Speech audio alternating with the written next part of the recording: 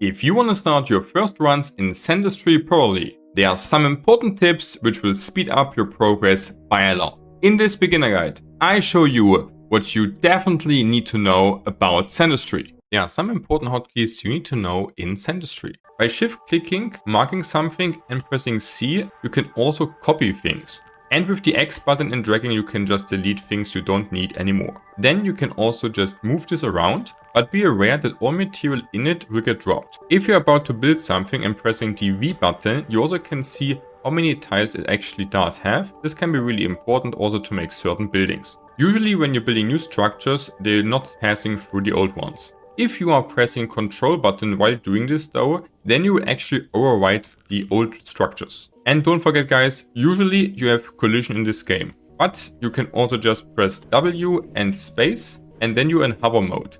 In this mode you have zero collision and this makes it especially for beginners a lot easier just to walk through your own base. By pressing Q you're coming into your building section. Here you can just for example drag things to your hotbar on the bottom in order to equip it there. This will be really useful just to make your games a lot easier. The main resource of the game are gold, which you can use into your research section to unlock structures, weapons or optimization tools. On top you have the purple fluxite, which allows you into your upgrade section to get improved tools, weapons or drones. On top you also do have energy.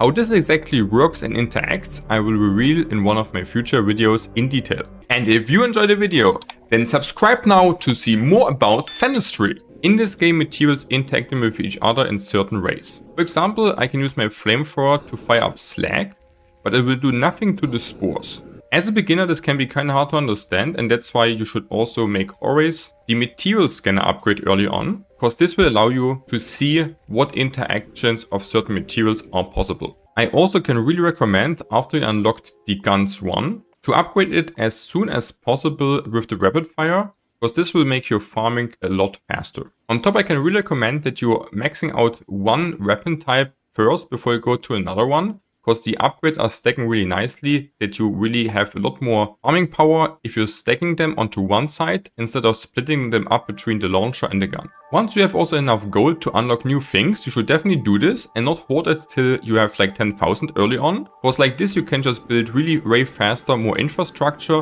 which will then lead also to just way faster gold generation, because especially the kinetic slag press is giving you early on by far the most gold. As you can see here, the game is like highly about mining, destroying and unlocking new materials. For this purpose, you can also really farm every pixel of the map, but for some of them, you need just certain tools in order to destroy them. The gun is especially very strong on just farming sand, and the rocket launcher, for example, is way better on getting here the way more solid red sand, and also great to farm the fluxite spots. In addition, you also should go to explore the maps really early on, because sometimes you can also find artifacts that will also enhance your progress. For this purpose, you also want to optimize your production chains, that once you're going to farm more, the sand and other materials will get really automatically transported into your base. For this, it's very important that you're building certain production chains, that everything can go really optimized on itself and you can just leave the base and don't need to worry about what happens here while you're away. Early on, this can be really overwhelming, so just make sure to also check out my other videos where I explain in detail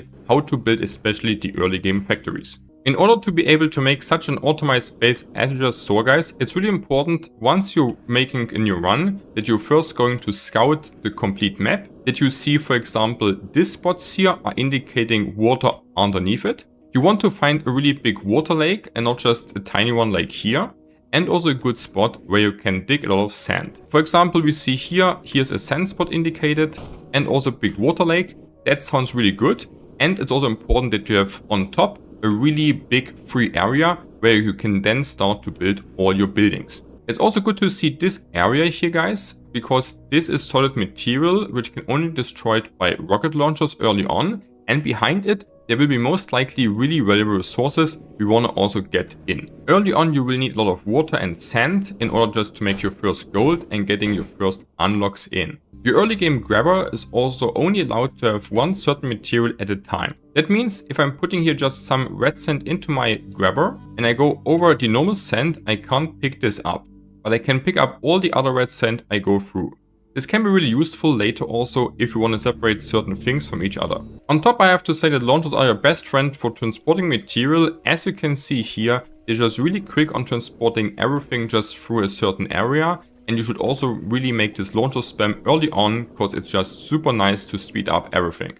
On top, it's really good to know that every material in the game has its own certain rate. That means, as you see on screen, this is the list how things will actually interact with each other if you put them on top of each other. The things which are staying on the top are the lightest, and gold on the bottom is the heaviest. The things which are in a line are basically the same rate, which means if you're putting them after each other into a cycle, then they will stay in this order. You can use these interactions later to create certain factories, which I also show in my future videos. And if you enjoyed the video, then subscribe now to see more about Sandustry.